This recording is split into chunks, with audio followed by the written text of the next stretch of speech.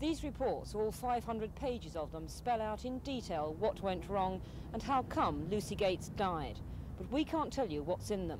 The local council says we're not to publish until the weekend, and that guarantees virtually no publicity at all at the end of a lengthy and contentious inquiry.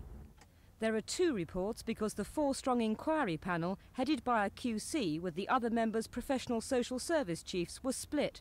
Almost from the beginning, the social workers found themselves at odds with the chairman, and two separate sets of conclusions have emerged.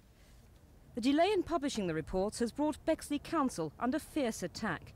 It's now 3 years since Lucy Gates died, and tonight local MP Jim Wellbeloved says even when the reports are published, the council will still have a lot of questions to answer.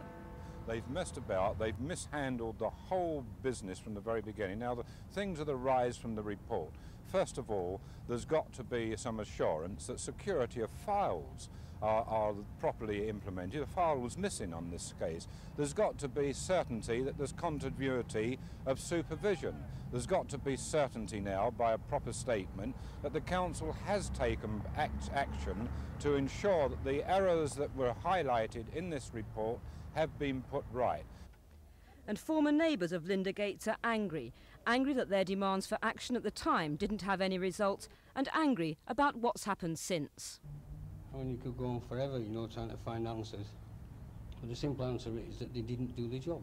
If they'd have taken the children away, which is what we wanted them to do, then that baby would have been alive now. One thing everyone agrees on is that such a tragedy shouldn't happen again. Jim Wellbeloved now wants government action. It's quite clear from the number of child abuse cases and tragedies that have occurred in recent years that the government must now step in and appoint some form of inspector of welfare services to have some sort of, not oversight, but powers to ensure that local authorities like Bexley really are discharging properly the functions placed upon them by Parliament, and that inspector should report to Parliament on an annual basis so that Parliament can satisfy itself that things are operating properly. We can't just leave it any longer to chance.